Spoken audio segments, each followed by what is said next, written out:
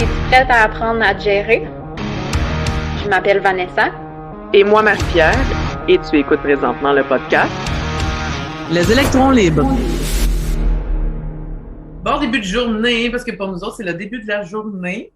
Bienvenue, Vanessa, pour un autre épisode des électrons libres. Merci, bienvenue à toi aussi. Ton énergie sur 1 à 10, mettons? 7, 8. À part le petit fond de rhume que tout le monde a, puis que dans la situation actuelle, c'est vraiment désagréable pour tout le monde, mais à part de ça, ça va super bien. Yes, bien aujourd'hui, justement, on va nous parler de quelque chose qui a vraiment un lien avec le système immunitaire, même si on s'en rend pas compte. C'est le système digestif. On vient de terminer la période des fêtes. En fait, c'est comme cet épisode-là, on vous cache rien, on enregistre ça d'avance, mais cet épisode-là va passer après l'excès du temps des fêtes. Ouais, surtout dans mon cas, hein, parce que on sait pas quand est-ce que bébé va se pointer le bout du nez, fait qu'on se prend d'avance. Qu'as-tu à nous dire par rapport au système digestif? Système digestif, grosso modo, souvent on pense que c'est comme l'estomac, l'intestin, mais ça part de la bouche. Puis ça inclut là, les lèvres, les dents, la langue. Il y a une partie de la digestion qui commence à même la bouche. Après ça, on va aller dans le pharynx. Puis c'est là, en fait, que si vous avez écouté l'épisode sur le système respiratoire, le pharynx, il va avoir le larynx ou en fait, l'œsophage qui est en arrière.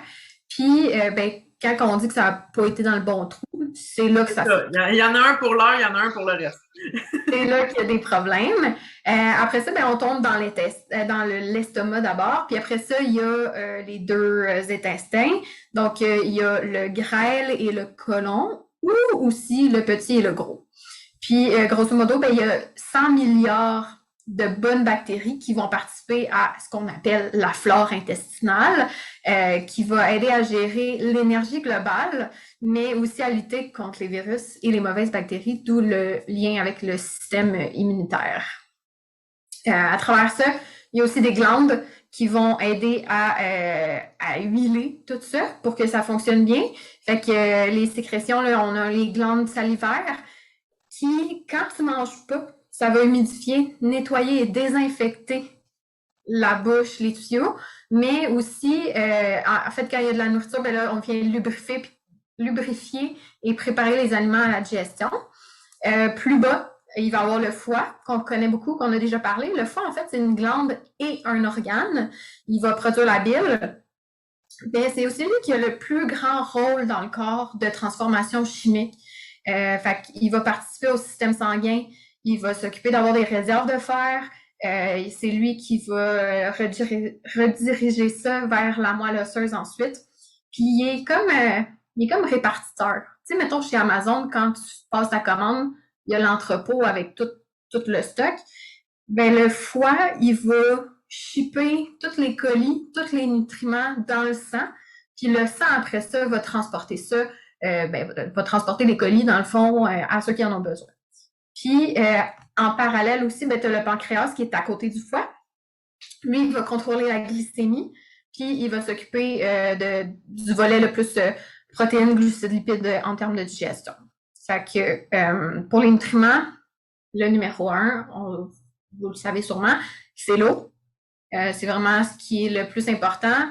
Puis encore là, on en a déjà parlé, qu'on parle souvent de 2 à 2,5 litres d'eau pour faire ça simple, que ça dépend du gabarit, mais aussi de l'alimentation, vu qu'il y a des aliments plus riches en eau. C'est important, tu sais, l'eau, parce que c'est aussi une question de, tu sais, imaginez-vous manger du foin et essayer de que ça passe. Moi, quand j'enseignais le système digestif, en fait, je disais à mes étudiants, tu sais, que tout ce que tu nous as mentionné, que ce soit l'eau, en fait, la salive, les mucus, la bile, imaginez-vous que c'est l'eau dans des glissades d'eau. Tu peux aller au glissade d'eau et qu'il n'y ait pas d'eau, mais tu vas t'érafler les fesses. Tu vas te rendre au bout, mais ça se peut que ce ne soit pas dans une excellente étape. Non, c'est ça. C'est pas comme la glissade au parc où tu vas pogner des chèques électriques puis c'est pas plus le fun. Mais...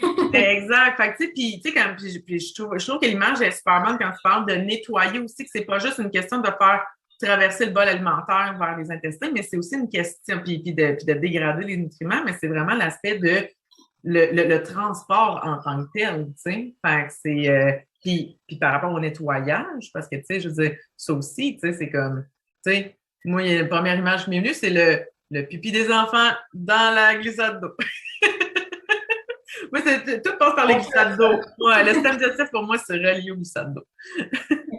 Puis, en fait, c'est ça. Fait que, il y a des aliments qui ont plus d'eau et tout, mais en dehors de ça, là, il y a 90% de l'absorption de ton eau qui va se faire rendu dans le petit intestin. Fait que c'est même pas au niveau de l'estomac et tout. Après ça, il y a presque un autre 10% qui va être fait dans le gros. Fait que là, si tu vas me dire, Vanessa, 90 plus 10, ça fait 100. Eh bien, c'est ça. Il y a à peu près juste 1% de l'eau qui va se rendre dans tes selles. Fait que si tu fais caca dur, faut que tu boives peut-être plus d'eau. C'est un signe. Au niveau de la digestion, ben là, tu sais, on va parler surtout les glucides, les protéines, les vitamines et tout. Donc, les glucides, généralement, c'est l'amidon puis les oses. Les sucres, là, donc lactose, glucose, fructose, etc. Puis, il va y avoir les lipides aussi, les acides gras, les stéroïdes, entre autres, qui vont amener de l'énergie. Fait que ça, c'est vraiment leur fonction aux glucides et aux lipides. Après ça, il y a les protéines, les minéraux, qui, eux, vont être plus au niveau structural. Fait que le fameux collagène là, que tout le monde tripe ces temps-ci, les hormones, les anticorps, l'hémoglobine, les enzymes, ça, c'est plus protéines et minéraux qui vont s'occuper de ça. Les vitamines, les acides gras, acides aminés, minéraux, oligo-éléments, là, ça, c'est pour aider le métabolisme en général. Puis, les fameuses fibres, ça, c'est pour aider au péristaltisme. Donc, c'est les mouvements de l'intestin. Souvent, on va comparer ça un peu à un tube de pâte à dents. Là. Tu squeezes comme du début et non pas de la fin. Fait que le péristaltisme, c'est l'espèce de mouvement de contraction là, qui va se créer pour l'intestin pour faire avancer ce qu'on appelle le bol alimentaire avant que ça devienne Yeah. C'est ça. Avant que ça change de nom et que ça devienne moins cute, mettons. L'estomac, on sait que c'est acide. On pense qu'on a à peu près toutes déjà expérimenté les fameux reflux gastriques. Je me considère chanceuse, j'en ai pas encore dans ma grossesse. Mais par exemple, j'en ai vécu au Costa Rica il y a quelques années. On avait été... T'es pas vieille pour avoir des reflux gastriques, là? Non, mais c'est ça. En général, ça va super bien. Mais au Costa Rica, en secondaire 5, on est allé visiter une plantation de café la veille de notre départ. Mais oui. Puis, là-bas, il y avait comme des grains de café enrobés de chocolat. C'est tellement beau! Mais j'en ai mangé... Faut que tu sois habitué d'en prendre, tu sais, c'est... J'ai jamais aimé le café. C'est ça, j'ai jamais aimé le café avant cette année, là, en 2020-2021. Puis, là, on parle de v'là 10 ans. Fait que... c'est ça. J'ai mangé beaucoup de grains de café. J'ai pas dormi de la nuit. On partait en avion. J'ai vraiment pas bien filé. Puis les Tums servaient à rien parce que ça marchait plus. On n'a pas à faire. J'ai appris ma leçon. Mais reflux gastrique, donc super acide. L'estomac, en fait, c'est 4 parties. Fait qu'il y a des valves au bout, à la fin, puis il y a 2 parties au centre. Mais c'est aussi 4 parois d'épaisseur pour se protéger de lui-même, là, si on veut. Puis on va parler de 2 types de digestion. Il y a le physique, qui va être un peu comme un péristaltisme, donc un brassage là, de la nourriture. Puis il va y avoir le chimique qui va décomposer les aliments pour aller chercher des nutriments quand même, puis aider à ce que l'absorption se fasse mieux dans les intestins. Au niveau de l'estomac, les liquides, ils vont rester là juste quelques minutes. Fait que c'est vraiment rapide. C'est pour ça que souvent tu bois de l'eau, puis t'es comme, Christy, c'est déjà passé. Oui. Plus tes aliments sont déjà comme segmentés. À leur plus simple nature, en fait, à leur plus simple composition. C'est ça. Tu sais, c'est manger une pomme versus boire un jus de pomme, vraiment pas la même vitesse à cause de ça, justement. Tu sais, c'est déjà comme tout fragmenté pour faciliter le passage. Fait que l'estomac, il fait comme, j'ai rien à faire là, puis il passe au suivant. Justement, les fruits et les légumes, ça va être à peu près une trentaine de minutes. Puis le reste, là, donc les pains, ces affaires-là, les viandes, c'est ce qui est le plus long. Puis là, ça va rester à peu près 1 heure. C'est pour ça qu'on dit aussi que c'est important de manger varié, pas juste manger, tu sais, comme tes aliments tous séparés. Parce que ce qui arrive, c'est que ton estomac, il va retenir celui qui est le plus long. Fait que si, mettons, tu manges steak blé d'Inde patate avec des brocolis, ben ça va pas rester là juste 30 minutes à cause du brocoli, ça va rester là 1 heure à cause de ton steak. Puis, ben, ça va aider justement à mieux compartimenter ça. Puis après ça, les nutriments s'assimilent mieux, en fait, là, pour la suite. La seule chose, c'est que là, le réflexe qu'on aurait, ça pourrait être de se dire « Ah ben, je vais toujours manger des affaires qui sont longues, tu sais, parce que comme ça, ben, je vais avoir plus de nutriments, puis je vais avoir vite. » Sauf que la nourriture va rester là. Ça dépend de ton énergie disponible dans ton corps, de ce qu'on appelle la vitalité. Ça va varier dans le moment de la journée. Ça va varier dans les saisons et même au courant de la vie. Quelqu'un qui a peu de vitalité, qui mange beaucoup de digestion lente, ça marche pas. Ça va amener une carence énergétique. Puis là, ben, si ton estomac est moins productif, tu sais, il va manquer de gaz, là. Okay. Si ton estomac manque de gaz, ça roule moins, sauf que à un moment donné, il faut que ça sorte aussi, puis que ça passe à la prochaine étape. Ouais. Ça va stagner, ça va fermenter. Puis, ben, le volet nutritionnel va être un flop parce que ça va créer des toxines. Puis là, c'est le foie qui va être obligé de s'en occuper. Fait qu'on le sollicite encore un peu comme on parlait dans l'épisode de l'alcool. Fait que c'est pas juste tout peut. Le foie, il fait le gros de la job. Et ouais, il est tellement important le foie, tu sais, puis il est comme chumé avec la vésicule biliaire aussi, qui conserve une partie de la bile pour pouvoir comme la concentrer plus dans un cas d'extrême urgence de OK, yo, là, j'ai besoin de toi, là. Fait que tu vas m'aider, fais-moi donc un petit push de plus, mais comme c'est pas rare, moi j'en ai plus de vésicule biliaire. Fait que d'autant plus, je dois faire attention à ma digestion. Fait que dès que je me sens un peu plus fatiguée, en changement de saison, il y a des choses que je peux pas manger pendant un certain temps parce que je sais que, tu sais, je vais jammer, littéralement. Tu sais, que mal dans le dos, problème digestif, perte de ça, tu sais, comme trouble du sommeil, tout va s'en suivre, là. C'est fou comment que tout est interrelié. Oui, bien ça, j'en parle comme dans vraiment pas longtemps. Je veux juste closer là, tu sais, sur Vanessa est tellement compartimentée. Moi, je suis comme genre, ben oui, parle-moi ça, moi, tout le temps de même, là. C'est comme, une suite logique. Ça m'arrive de faire du coq à l'âne, mais je suis bien mes petits tableaux puis mes petites listes. C'est bien correct, ça en prend une des deux qui soit organisée. Fait que, grosso modo, en fait, c'est juste de dire que le petit intestin, il fait 5 à 6 mètres de longueur, puis que le gros, lui, il en fait 1 à 2, dépendamment de, tu sais, je veux dire, cocotte de 4 pieds 5 versus 6 pieds 4, ils n'ont pas la même longueur de tuyau, tu sais. Mais c'est pas juste des... En fait, c'est pas juste des tuyaux. Tu sais, souvent dans les films, là, tu sais, mettons un film d'horreur, là, tu vois qu'il se lâche le ventre, puis là, tout te ressort, puis on dirait qu'il y a des tuyaux à n'en plus finir. Ouais. Oui, parce que t'as comme presque 8 mètres de tuyaux en dedans, mais le petit intestin, il est comme... C'est comme une courte pointe. J'avais pas d'autres images, mais quand je suis allée à l'UQTR jouer avec... Ton monsieur mort, là, ouais. Oui, c'est ça. Ben, en fait, elle nous a montré, là, tu sais, vraiment comme l'intestin, puis ça se tient. Tu sais, c'est vraiment comme s'il y a une membrane de fond, puis tu viens comme tisser ton intestin par-dessus. Il doit être le fascia, en fait, qui vient comme tout... C'est ça. Fait que, tu sais, c'est comme... Oui, c'est un tissu, là, un serpentin, mais il n'est pas free fall partout, là. Tu sais, il y a quand même un truc qui se tient ensemble, puis qui... C'est ça. Qui ne sortira pas comme ce qu'on voit tout le temps, tu sais. Puis là, on arrive justement au volet de l'impact général. Probablement, vous avez déjà entendu que le ventre, c'est notre deuxième cerveau. Ouais. C'est vrai parce qu'il y a plus de 200 millions de neurones dans le ventre. Ouais. Fait qu'il est autonome, il se gère tout seul, il contrôle son système digestif. Puis même qu'il y en a qui vont le comparer à sa constitution, là, tu sais, à la moelle épinière puis au cerveau tout seul, là, tu sais, vraiment à part.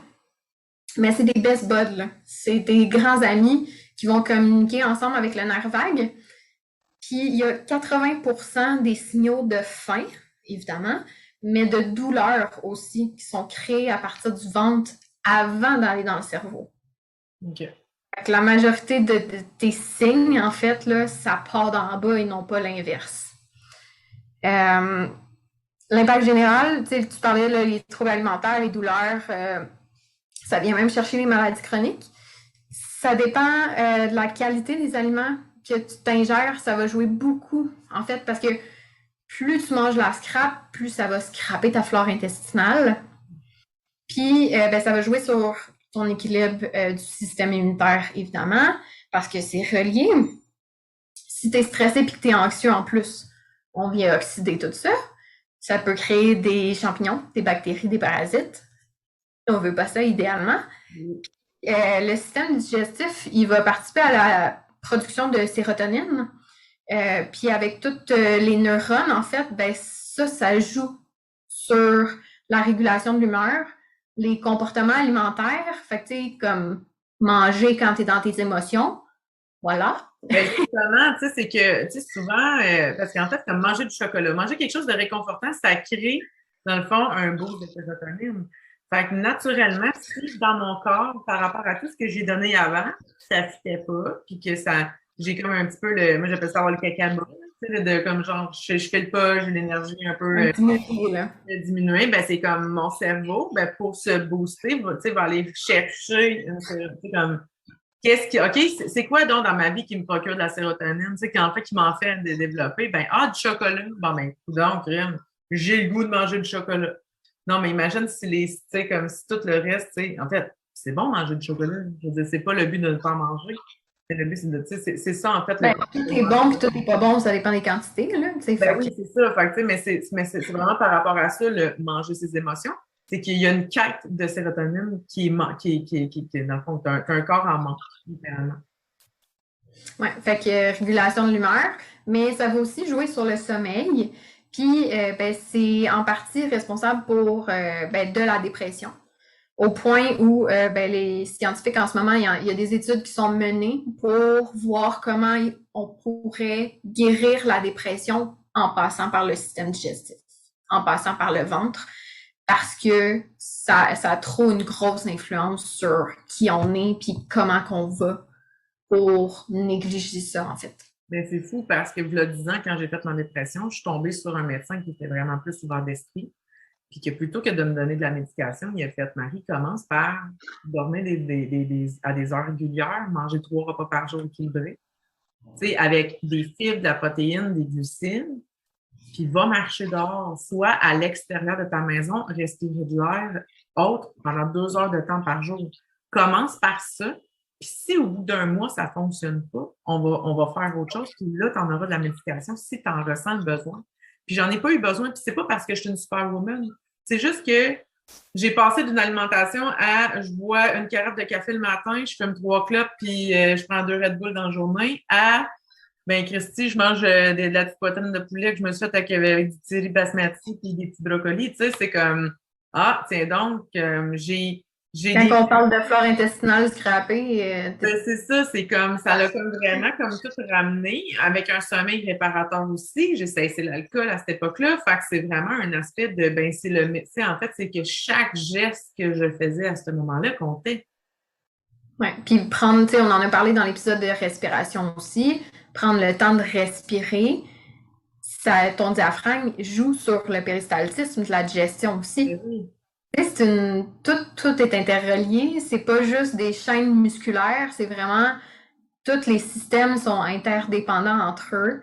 Puis ça, c'est vraiment la preuve que de retourner aux bases, ça a un gros effet là-dessus. Fait que c'est ça pour le système digestif. Le fonctionnement, grosso modo, là, c'est les grandes lignes, parce qu'après ça, on peut aller parler de polysaccharides et de machin, mais ça me tentait pas d'embarquer là-dedans le matin. Non, ça va, c'est correct. Mais j'aimerais que tu nous reviennes cette saison avec, ou la saison prochaine, parce qu'on approche à grands pas de la 2e saison du podcast. On va célébrer nos 1 an. On va célébrer nos 1 an bientôt. J'aimerais ça que tu nous réserves. Moi, ce qui faisait un tabac en classe, c'était la journée Parlons caca. C'est quoi un beau caca? Parce que, tu sais, en fait, là, tu nous as parlé du bol alimentaire, tout ça, mais comment les gens peuvent savoir c'est quoi une bonne gestion? Puis, ben, c'est niaiseux, mais si tu regardes ce que tu regardes ce que tu mets dans ta bouche, regarde ce qui sort. Fait qu'on va comment, tu sais, être capable d'analyser, puis c'est pas analyser de vous n'allez pas avoir besoin de la sentir, du toucher, juste comme être dans l'observation, puis de savoir hey, quand est-ce qu'il faudrait que je m'inquiète, mettons? Tu sais? Fait que, signe de comment ça marche. Puis je trouve ça parfait parce que je suis allée voir l'exposition cet été à Québec en me disant, bah, pas tant d'intérêt, mais tu sais, d'un coup puis sur, tu sais. Puis moi, dans les musées, je suis le genre à tout lire. Fait que j'ai appris plein de choses. Je vais pouvoir vous en reparler. Ça va me faire plaisir. Merveilleux. Fait qu'on se réserve ça pour la saison 2. Nous allons parler de tas de marde avec Vanessa Germain. Merci. Avec plaisir. Infiniment. Puis écoute, ça va pouvoir nous en parler Moi, je vais être là-dedans à ton. Ah oui, tu vas être dans les cacas jusque dans le milieu du dos là, qui déborde la couche. Ça va être insane. Toutes les couleurs, je vais faire des arcs-en-ciel, puis ça va être magnifique. Ouais. Fait que ça va être on point. Merci pour cet épisode-là sur le système digestif. Nous, on se retrouve la semaine prochaine pour un autre épisode sur les électrons libres.